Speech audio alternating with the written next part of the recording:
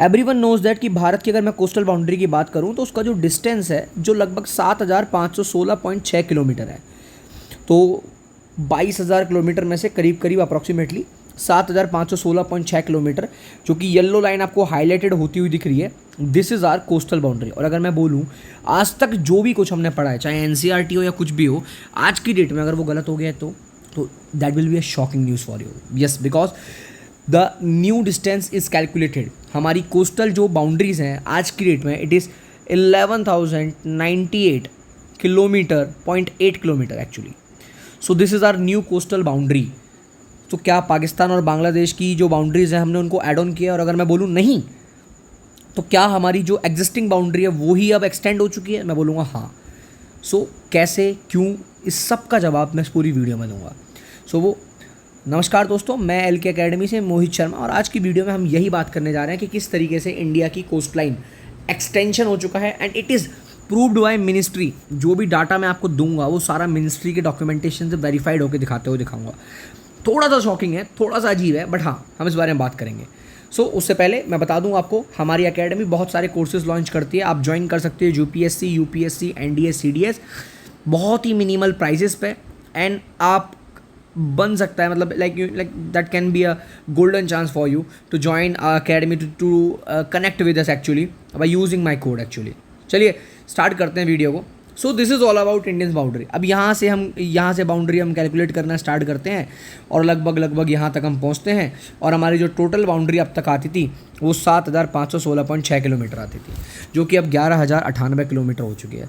अब बोलोगे सर ऐसा क्या हुआ? यानी कि नियरली 2,000 या 100-200 किलोमीटर नहीं, पूरा 3,082 किलोमीटर का एक्सटेंशन हुआ है, जो कि अपने आप में शॉकिंग है। हाउ इट इज़ दैट, मैं बताता हूँ। एक्चुअली जो एक नया मेथड आया है दैट इज़ कॉल्ड, मैं अगर जनरल से बात करूँ कि 2024 में मॉडर्न टेक्नोलॉजी के हिसाब से हमने बाउंड्री कैलकुलेट करी है। अब पहले जो बाउंड्रीज हम कैलकुलेट किया करते थे बहुत दूर से किया करते थे, हमारे पास टेक्नोलॉजी इतनी थी नहीं।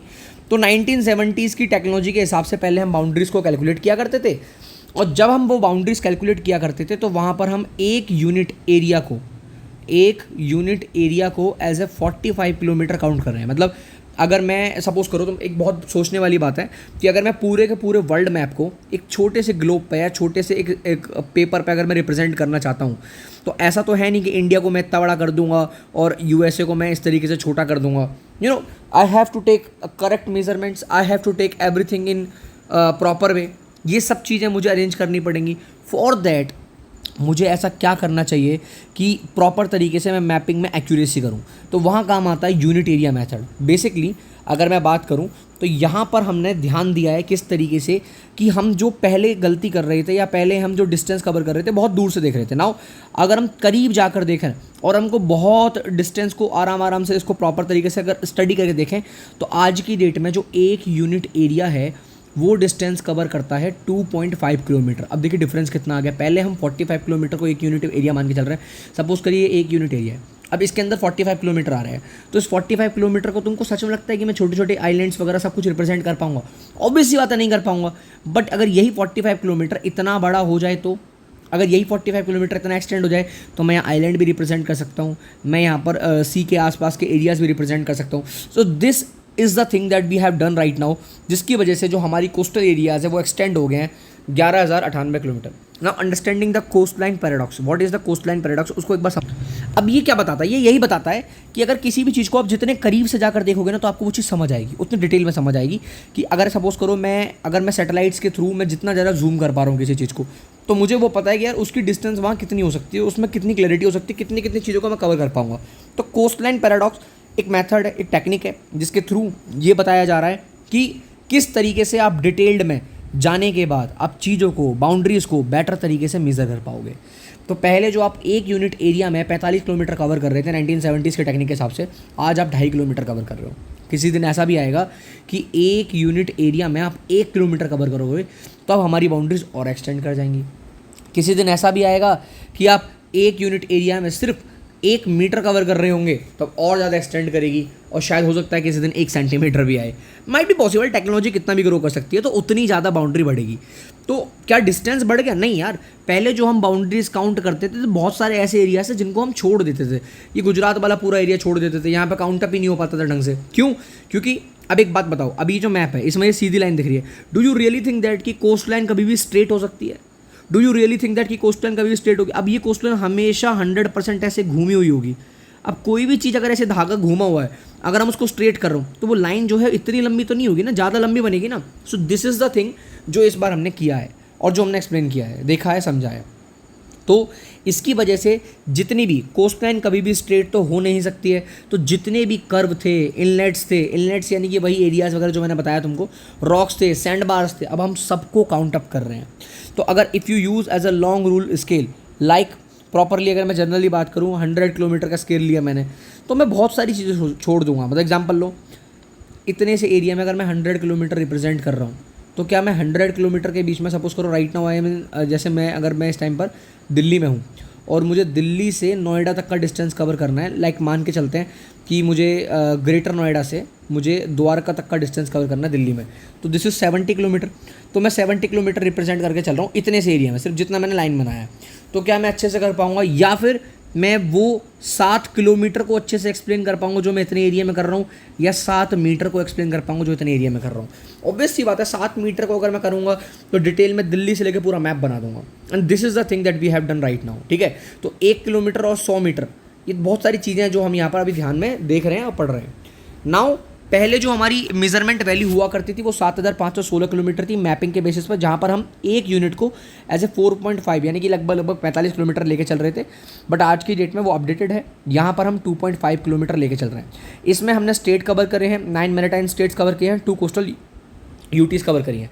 गुजरात आज भी नंबर 1 पर है विद 1600 किलोमीटर। अंडमान निकोबार, तमिलनाडु, महाराष्ट्र, केरला, हम सबको कवर करते हुए यहाँ पर आगे बढ़े हैं। ठीक है, इसके बाद कौन कौन सी एजेंसीज इसमें इन्वॉल्व हैं, तो बहुत important, survey of India is involve in that, national hydrographic office इसमें इन्वॉल्व है। उसके साथ साथ ये जो मैंने बताया टेक्नोलॉजी जो अभी यूज़ हुई है, ठीक है, that is called electronic navigation charts. इस टेक्नोलॉजी के थ्रू हमने 1 किलोमीटर के अंदर लगभग 1 यूनिट के अंदर लगभग 2.5 किलोमीटर हमने कवर किया है। This is a thing. यहाँ पर मेथड यूज़ किए गए हैं by the GIS method, lidar method, high resolution drone imaginary, satellite, ultimate and remote sensing. This is the most important method. आजकल रिमोट सेंसिंग बहुत ज़्यादा चल रहा है, GIS तो हम बहुत पहले से यूज़ करते हुए आ रहे हैं। इन सारे मेथड्स का यहाँ पर यूज़ किया गया है। Apart from that technical approach है। एग्जाम्पल देखिए, अगर मैं छोटे छोटे एरियाज़ का पता लगा पाऊंगा तो ये सब कुछ, यार देखो, जितनी भी मैं आज के टाइम पर रिपोर्ट्स दे रहा हूँ या सुनामी की रिपोर्ट दे रहा हूँ, किसी की भी रिपोर्ट दे रहा हूँ, वो सब डिपेंड करती है इन चीज़ों पर। तो कल को अगर सुनामी आ रही है, कुछ भी हो रहा है, नेशनल सिक्योरिटी को लेकर, जैसे 26/11 को लेकर दिक्कत हुई, भाई ऐसे पोर्ट से वो कनेक्टेड था जिस पोर्ट के पास हमको कोई डाटा ही नहीं था। तो अगर मैं हर एक स्मॉल एरिया 2.5 किलोमीटर को कवर कर रहा हूँ, एक बार 45 किलोमीटर को कवर कर रहा हूँ, so this will help me ना, this will help me. How this will help me? ये मेरे को ये बताएगा कि किस तरीके से हम इन सारी चीज़ों को कवर कर सकते हैं, छोटे छोटे एरियाज़ को कवर कर सकते हैं, जो हेल्प करेगा हमारी navy, coast guard, local maritime police force और इन सब की हेल्प करेगा। मतलब बेसिकली रडार ग्रिड में भी बहुत ज़्यादा हेल्प करेगा, इंटेलिजेंस को हेल्प करेगा कोऑर्डिनेट करने में। सो this is the most important factor जो हम यहाँ देख रहे हैं। Apart from that disaster management, Orissa में बहुत ज़्यादा फ्लड आती है, आंध्र प्रदेश में फ्लड आती है, तो इन फ्लड को रोकने के लिए, इन सब चीज़ों को रोकने के लिए अगर कोई सबसे ज़्यादा काम कर सकता है, सी लेवल पर काम कर सकता है, तो वो मैपिंग कर सकती है। एक्यूरेट मैपिंग का होना बहुत ज़रूरी है। Economic strategy and development, accurate mapping का होना बहुत ज़रूरी है। तो अगर ये एक्यूरेट मैपिंग हमारे पास होगी तो हम डेवलपमेंट, ग्रोथ बहुत कुछ कर पाएंगे। एंड इसकी वजह से हमारे कहीं ना कहीं डेवलपमेंट भी बहुत बड़े लेवल पर देखा जा सकता है। बेनिफिट बहुत सारे हो सकते हैं। मैन ग्रुप्स को हम सिक्योर्ड कर सकते हैं, कोरल रीफ्स को हम बढ़ा सकते हैं, बायोडाइवर्सिटी हॉटस्पॉट को हम डिस्कवर कर सकते हैं, और ना जाने कितने सारे इकोसिस्टम को हम प्रोटेक्ट कर सकते हैं। तो this is the all explanation जो आज की वीडियो में मैंने आपको दिया। Apart from that I would like to show you some official information. This is from government of India का जो पेपर है जो मैं आपको सामने प्रेजेंट कर रहा हूँ। यहाँ साफ साफ रिप्रेजेंट कर रखा है 11,098.81 किलोमीटर्स। ठीक है, तो सर्वे ऑफ इंडिया की रिपोर्ट है, जैसा कि मैंने अभी आपको थोड़ी देर पहले रिप्रेजेंट किया था। This is the thing. दूसरा जो सबसे बड़ी चीज़ है यहाँ पर, ये देखिए, ये हर स्टेट की बाउंड्रीज यहाँ रिप्रेजेंट कर रखी है, थोड़ा ऊपर नीचे हो गया। ठीक है, आई थिंक मैं मैप को एडजस्ट कर देता, तब वो आए। सो दिस इज़ द बाउंड्रीज। यहाँ 13 की 13 बाउंड्रीज को रिप्रेजेंट किया गया है, including Gujarat, Maharashtra, Goa, Karnataka, Kerala, Tamil Nadu, Andhra Pradesh, Orissa, waste Bengal, तमनदीव, Pondicherry Lakshadweep and Andaman Nicobar. तो ओवरऑल ये बाउंड्रीज रिप्रेजेंट की गई है। आप इसका एक बार स्क्रीनशॉट ले लीजिएगा। हालांकि ये डाटा आपको इंटरनेट पे मिल जाएगा, बट आई होप आपको ये जो चीज़ें मैंने पढ़ाई वो समझ आई होंगी। एंड अगर आपको वीडियो पसंद आया, आपको मेरा कंटेंट पसंद आया, जो चीज़ें मैंने आपको बताई अच्छी लगी, तो वीडियो को लाइक कर दो, चैनल को सब्सक्राइब कर दो, और हम मिलेंगे इसी तरीके कुछ अगली वीडियो में। तब तक के लिए जय हिंद, वंदे मातरम।